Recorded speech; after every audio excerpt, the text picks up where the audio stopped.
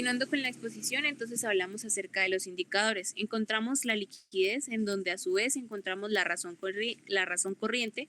En esta razón encontramos que su fórmula es el activo corriente sobre el pasivo corriente. En el ejercicio vamos a encontrar entonces que por cada ítem va a estar el color del valor. Entonces, para el 2022, el 83.72%. Y para el 2023 el 81.17%. Esto quiere decir que se disminuyó ligeramente en ambos años. La razón, ¿por qué? Porque es menor a 1, lo que indica que la empresa no tiene suficientes activos corrientes para poder cubrir con sus pasivos corrientes. Esto puede afectar pues la capacidad que tiene la empresa a corto plazo y a pesar de esa información pues la variación no es crítica. En la prueba ácida tenemos que su fórmula es el activo corriente menos el inventario sobre el pasivo corriente. En cuanto a los porcentajes, encontramos que para el 2022 el 37.1%, mientras que para el 2023 encontramos el 47.8%. ¿Qué quiere decir esto? Que el indicador en el año 2023 es positivo, aunque sigue estando debajo del 1, que es lo ideal, y a su vez esta mejora pues sugiere que la empresa va a depender menos de sus inventarios para poder cumplir con las obligaciones que tiene a corto plazo y así entonces va a mejorar la calidad de su liquidez. En cuanto al capital neto de trabajo, encontramos que es el activo menos el pasivo total. Y en cuanto a porcentajes, el 2022 cuenta con 30.116.000 pesos y para el 2023 cuenta con 20.226.000 pesos. En este análisis se observa pues una disminución de 9.890.000 y puede que puede indicar pues que esta reducción en el margen de la maniobra financiera sea a corto plazo, aunque igualmente en los 3 factores anteriores sigue siendo positivo o saludable para la empresa. Luego seguimos con el aspecto de la solvencia. Esta solvencia se divide también en 3 aspectos, que es el endeudamiento activo. En este endeudamiento activo encontramos entonces que es el pasivo total sobre el activo. En cuanto a porcentajes, tenemos que para el 2022 se encontraba en el 89.92%, mientras que para el 2023 estaba con el 93.52%. Para el 2023 aumentó pues el apalancamiento que contaba la empresa y eso generó que se encontrara con una mayor proporción de los activos que están siendo financiados para la deuda. ¿Qué pasa aquí? Aquí pasa que ya puede elevar el riesgo financiero si no se acompaña de una rentabilidad sólida. Como vemos desde el compañero, la empresa ha venido endeudándose mucho, entonces aquí ya se empieza a observar las consecuencias de ese endeudamiento. Seguimos con este endeudamiento patrimonial, donde es el pasivo sobre el patrimonio. Y en cuanto a porcentajes, tenemos que para el 2020, esta cifra es 22, perdón, es sumamente interesante porque pasamos a estar sobre el 892,6% a 1.442%. Creció significativamente por cada peso de patrimonio, quiere decir que hay 14.42 en deuda en el año 2023. Y aquí se evidencia que el uso intensivo de esta deuda para financiar las operaciones puede preocupar a los inversionistas si no se reflejan mayores riesgos utilidades. En cuanto al apalancamiento, tenemos que el activo total sobre el patrimonio y para el 2022 contamos con 992.06% y para el año 2023 son 1.542.48%. Este indicador es demasiado elevado y va en aumento porque por cada peso de patrimonio se controlan a más del 15% de los activos. Esto puede generar que más adelante los riesgos sean muy altos si los activos pues son rentables, pero también va a incrementar el riesgo en caso de que hayan pérdidas o que hayan dificultades para el pago a los proveedores o a los intereses o perdón, a los intereses, a los bancos, perdón. Luego seguimos con el apalancamiento. En este apalancamiento tenemos que el activo, que su fórmula es el activo sobre el patrimonio. Para el 2022 tenemos que es del 992.06% y para el 2023 es de 1542, perdón, creo que esto ya lo había dicho. Bueno, luego seguimos con el ítem de la actividad. Aquí encontramos pues una rotación de cartera. Esta rotación de cartera, su fórmula es las ventas netas totales sobre el activo total. En porcentajes, 2022 1.81, 12.968, perdón, y para el 2023 14.14%. Esto quiere decir que mejoró al año 2023 significativamente, pues indica que la empresa está cobrando, valga la redundancia, sus cuentas por cobrar más rápido.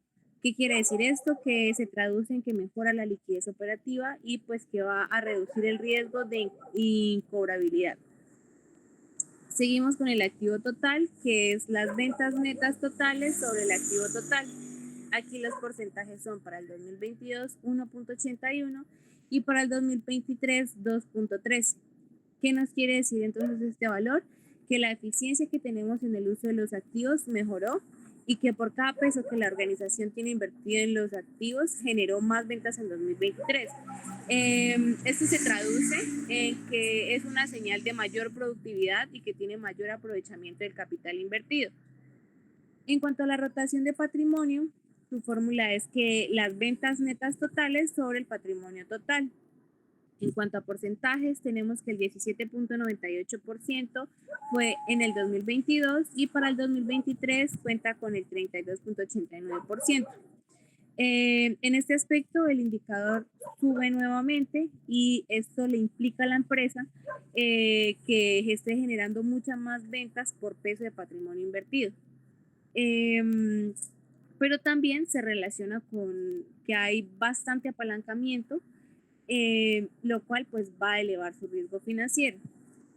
Luego seguimos con la rentabilidad. Esta rentabilidad pues técnicamente se refleja por todas las decisiones administrativas y financieras que han tomado anteriormente y se puede observar entonces que el margen bruto de utilidad, teniendo su fórmula utilidad bruta sobre ventas netas, para el 2022 en porcentajes es del 53.55, mientras que para el 2023 es de 56.6.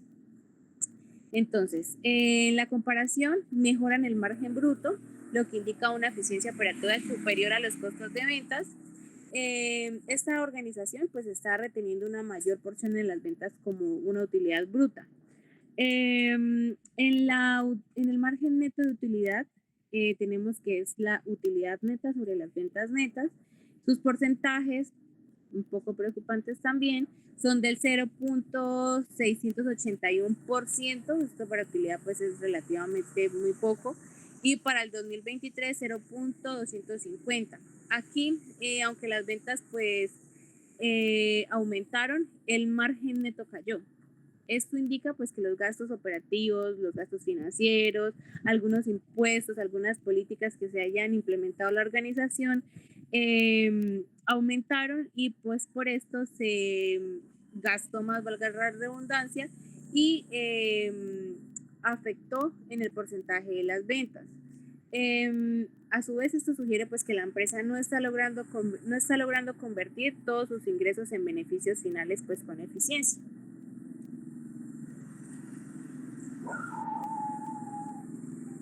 Bueno, ahora pasamos al costo promedio ponderado del capital para los años 2023 y 2022.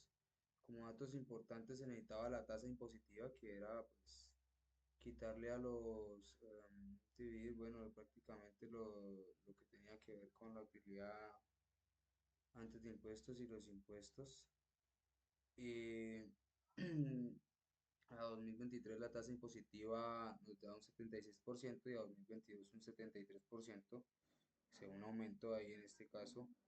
una tasa de interés dada que nos da 31,78% y el 2022 22,6%. El costo de capital de 7,73% y un 6,11%. Puedes poner en cada ítem, por favor, para que se vea la fórmula reflejada. Como tal, se tomó que el costo de capital tenía que ver con la tasa de interés y la tasa impositiva, importantes para calcular este costo de capital. El otro costo está dado por está estructurado en el trabajo que los accionistas, lo que se espera de los accionistas son un 13% para cada año. En total tenemos un pasivo de 291 millones, 292 mil millones 764 mil 287 y un valor similar en el 2022, un capital propio que es el patrimonio como tal y en final un WACC, un costo promedio capital ponderado, WACC porque sus siglas en inglés, Weighted Average Cost Capital.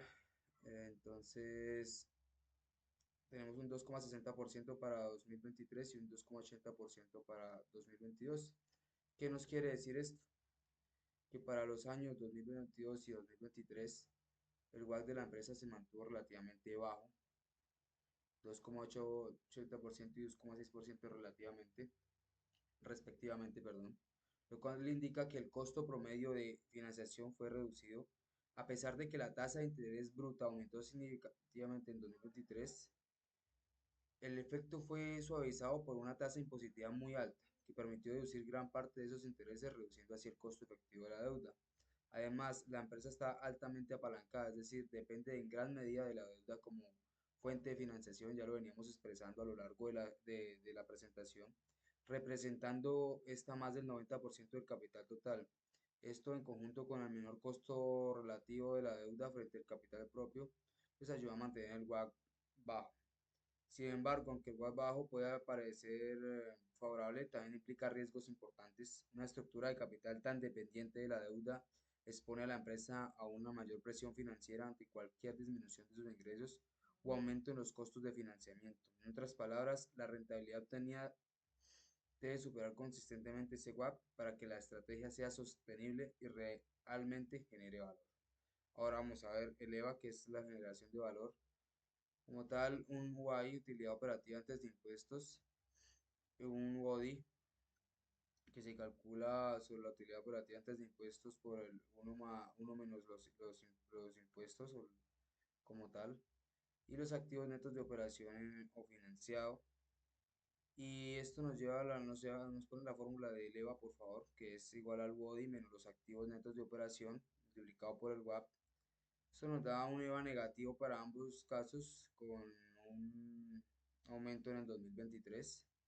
Es aquí donde venimos a analizar este EVA, diciendo que en los años 2022 y 2023 el valor económico agregado de la empresa fue negativo, con un resultado menor, ya lo hemos dicho. Esto indica que en ambos años la empresa no logró generar un retorno suficiente para cubrir el costo de capital invertido, es decir, destruyó valor económico. Aunque el costo de promedio de capital fue relativamente bajo en ambos años, el rendimiento operativo mediante a través del BODI fue insuficiente para compensarlo. De hecho, en 2023 el EVA negativo aumentó, lo cual puede explicarse por la disminución de la utilidad operativa y al mismo tiempo un incremento en los activos netos financiados, lo que genera una mayor carga de capital que la empresa debe justificar con mayores utilidades. Y no fue así porque antes hubo menor utilidad. Este comportamiento sugiere que la empresa no está utilizando eficientemente los recursos que tiene a su disposición, aunque esté financiándose barato. Esto no se traduce en valor para los accionistas. La dirección debe enfocarse en mejorar la rentabilidad operativa y en reducir los activos improductivos para revertir esta tendencia negativa. En cuanto a la rentabilidad del activo y el patrimonio, el ROA nos da para 2023 de 0,6% y 2022 0,91% y la rentabilidad del patrimonio 9,39% y 9,64% para respectivamente en los años. ¿Esto qué quiere decir? Que este análisis revela una ligera disminución tanto en el retorno sobre activos ROA como en el retorno sobre patrimonio. Entonces, que sugiere que una menor eficiencia en la generación de utilidades con respecto a los recursos utilizados y el capital aportado por los accionistas.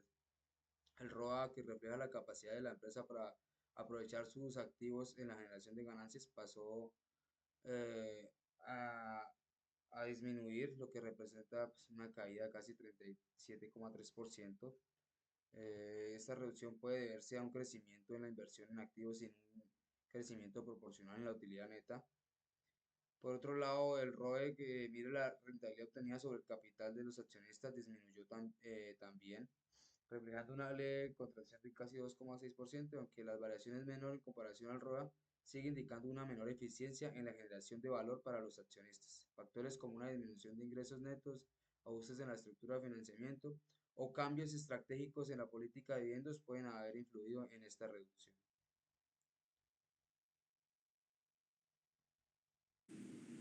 Bueno, continuamos entonces con un informe de todo lo que se ha venido analizando en el documento. Entonces, ¿qué analizaremos en este informe? Si generó o no generó valor la empresa en el periodo de tiempo del 2022 y 2023. Para este informe ejecutivo lo que utiliza o lo que nos basamos fue en el análisis EVA, en el análisis de rentabilidad y margen neto. Observamos también en el análisis vertical y horizontal, encontramos algunas conclusiones y las recomendaciones. Entonces vamos a profundizar en cada uno. Como ya lo mencionamos anteriormente, en este análisis EVA, pues encontramos que estaba negativo en ambos años, indicando que la empresa pues no logró cubrir con el costo del capital invertido, es decir, que esta rentabilidad que generaba por la operación no fue suficiente para poder compensar lo que cuesta financiarla. Y pues el hecho de que el EVA empeorara en 2023 sugiere que la situación financiera pues se deterioró y ya se están destruyendo más los recursos que se crean. En este análisis de rentabilidad y margen neto tenemos unos indicadores, el cual es el beneficio neto sobre los activos. Para el 2022 tenemos un porcentaje del 0.27, para el 2023 0.65, que ya lo habíamos explicado anteriormente.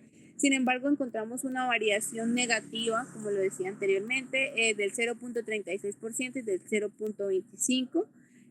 Un margen neto, hicimos ese pequeño cálculo, de los beneficios y la utilidad neta, pero divididos, y aquí encontramos que la variación es del 3.59%. ¿Qué quiere o qué quisimos expresar en este cuadro? Pues que el margen neto cayó del 10.07 al 6.49. Esto es una pues reducción significativa, que indica que la empresa obtuvo menos ganancia por cada peso que se vendió en el 2023 con respecto al 2022. Esta disminución también muestra pues una caída en la eficiencia para poder generar utilidades a partir de sus activos, y esto sugiere que hay grandes problemas en el control de los costos, que encontramos de pronto algunas ventas que se hayan reducido o una combinación de ambos. Sabemos que, según lo mencionado anteriormente, de pronto no son las ventas, o como es una empresa tan grande, algunos productos puede que se hayan reducido como otros no. Entonces, luego seguimos con el análisis vertical y horizontal. En lo que decía pues el compañero anteriormente, tenemos una mejora de la liquidez, aumentó, aumentó el efectivo. Pues esto quiere decir que de pronto, no, quiere decir que hay una administración más cuidadosa en el flujo de la caja, que está pues brindando a la empresa que se encuentre con mayor flexibilidad financiera para poder enfrentar todas las obligaciones inmediatas. Luego encontramos que hay una gestión eficiente en los inventarios. ¿Por qué? Porque se logró reducir el inventario, pasando de un 28.55 a un 20.60%. Puede ser que haya ocurrido una mejor rotación o menor acumulación, y esto se traduce a su vez en menores costos de almacenamiento. En cuanto al análisis horizontal, encontramos entonces que hay aumento de las cuentas por cobrar. Eso quiere decir que hay una gran participación en las cuentas por cobrar, que se podría reflejar como una política que sea más suave de crédito, lo cual podría implicar también a su vez un mayor riesgo. ¿Por qué? Porque pues tenemos una cartera vencida y esa presión del flujo de caja futuro, si no se gestiona adecuadamente, pues puede generar problemas. También observamos que hay un mayor peso de activos no corrientes. Ese incremento de activos no corrientes hace que se implique una apuesta por una consolidación de activos productivos que va a ser a largo plazo, como pues la planta, equipo, derechos de uso, bueno. Entonces, teniendo en cuenta todo lo anterior mencionado, que ya lo habíamos especificado bien en cada aspecto, decimos que las recomendaciones para esta organización, como sabemos, su mayor problema o su principal problema es el gran porcentaje que tienen gastos, están endeudados, muy endeudados. Entonces, al ser una organización tan grande, lo importante es identificar que en cada departamento de la organización, cuáles son esos gastos que hacen que se aumente los gastos totales, cuál es la razón del aumento, para de esa manera poder entrar a analizar y tomar decisiones respecto a estos gastos, y tener un presupuesto acorde a esos gastos. Además, otra recomendación que se puede dar es analizar cuáles son los productos fuertes o con mayor rentabilidad, y eso es poder fortalecerlos, vale la redundancia, y por el contrario, aquellos que no estén tan fuertes, poder eliminarlos para que no se vuelvan un gasto mayor. Como la idea pues tampoco es reducir la calidad de los productos que se ofrecen, entonces sería bueno que la organización pensara en realizar algunas alianzas estratégicas que le permitan aumentar sus ingresos, mediante que, no sé, al momento de la comercialización poder hacer eliminación de terceros, incluso proveedores, poder realizar intercambios o alguna alianza que los haga reducir estos costos y poder obtener más ganancia. Otro que vimos que es el factor más importante es el endeudamiento que tienen como organización. Entonces sería necesario que realicen negociaciones con las entidades bancarias con las cuales están endeudados, para poder negociar la deuda, y poder reducir, puede ser los intereses, bueno, que puedan encontrar una negociación de deuda que les permita reducir esa cantidad de endeudamiento que tienen como organización. A su vez, también tienen que pensar en una nueva fuente de ingreso, puede ser fondos de capital de riesgo o fondos de inversión, para que no solo estén recibiendo una fuente de ingreso dependiendo de las ventas, sino que puedan poner a trabajar esas ganancias que tienen como organización. Seguimos a la siguiente sección, que es las preguntas de reflexión. Aquí se cuestionaba que, pues, qué es la generación de valor, como lo hemos visto a través del documento. Esa generación de valor es entendida como la capacidad que tiene una organización para crear riqueza, estamos hablando de riqueza económica, que va más allá de una utilidad contable, que es lo que veíamos en el documento, que tiene utilidad, pero pues no es tan grande. Entonces se considera que esta organización genera valor cuando logra tener un retorno por sus inversiones superando el costo del capital utilizado para poder financiarlas. Stewart dice que una empresa genera valor cuando el retorno de sus inversiones excede el costo de capital, es decir, que crea más riqueza de la que consume. En el caso de nuestra organización, en nuestro caso de estudio, se encuentra que la empresa pues no alcanza a generar valor. En los indicadores, en el WACC, en el EVA, encontramos que definitivamente no está generando valor, y que aunque tiene datos positivos, no da para que, como lo dice Stewart, el retorno de sus inversiones puedan exceder el costo del capital. Entonces, por eso no hay generación de valor en la organización. Aparte, como lo veníamos mencionando, pues son muy dependientes a los créditos, están sobreendeudados, entonces no les sirve. Luego la siguiente pregunta es que ¿cuándo una empresa puede generar valor? En la teoría se tiene valor una empresa cuando las decisiones estratégicas, operativas que toman el gerente le permiten obtener un retorno sobre el capital invertido, es decir, pues que no basta que la empresa sea rentable en términos contables, sino que debe crear riqueza económica. En este caso, ¿cómo entendemos cómo puede crear valor? Pues cuando coordine y maneje mejor sus recursos, cuando entienda que no puede excederse de estos gastos y poder ajustar su endeudamiento con los bancos y ajustar todos los factores que hemos encontrado anteriormente. Entonces tenemos también que la utilidad presentada en el estado de resultados es sinónimo de generación de valor. Para la teoría, pues la utilidad contable presentada en el estado de resultados no es necesariamente sinónimo de generación económico. ¿Por qué? Porque aunque se refleje que la empresa obtuvo algún beneficio económico durante cierto periodo determinado, este resultado pues no considera factores claves como el coste de capital invertido, el riesgo asumido para generar pues todos estos ingresos. En el caso de la organización pues está muy latente, se observa muy bien que aunque hayan utilidad en el estado de resultados, definitivamente la empresa no está generando valor.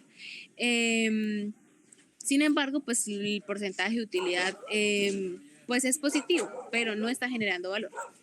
Después seguimos con para qué es importante que una empresa genere valor. Es importante que una organización pueda generar valor, pues la vuelve esencial para que su objetivo estratégico en cuanto a la gerencia financiera pueda enfocarse en la creación de riqueza sostenible tanto para los propietarios, claro, son los más interesados en que haya riqueza, y para inversionistas, para que la organización se pueda mantener a largo plazo, perdón. También para mejorar la capacidad de atraer inversionistas, para poder acceder fácilmente a financiamientos, para que pueda fortalecer su competitividad. En nuestro caso, como ya está negativo, es muy importante que pueda generar valor para que a largo plazo y con los gastos que tiene la empresa no vaya a recaer, porque es muy probable, sino que al contrario, asegure su sostenibilidad a través del tiempo y pueda atraer inversionistas y pues obviamente que pueda ser competitivo en el mercado. En los elementos que influyen en la generación de valor encontramos que hay muchos factores que influyen en que haya valor en una organización, y algunos de ellos se encuentran en la eficiencia operativa. Esta permite que se maximicen los ingresos y se reduzcan los costos. También está la asignación óptima del capital. Encontramos también que una adecuada estructura financiera para que pueda equilibrar el uso de la deuda y el capital propio. También la capacidad de innovación, que esta le permite adaptarse a los cambios del entorno competitivo. En nuestro caso, uno de los elementos primordiales que influyen en este caso es la reducción de los costos y una adecuada estructura financiera. ¿Para qué? Para que podamos mejorar todos los demás aspectos, y seguramente una vez mejorados todos estos aspectos, la empresa va a empezar a generar valor. Eso sería todo por el momento. Muchísimas gracias por la atención prestada. Listo, muchísimas gracias. Esto sería todo por el trabajo de análisis de la empresa de Juan Valdés como tal. Así se denomina esta situación financiera. Un placer, hasta luego.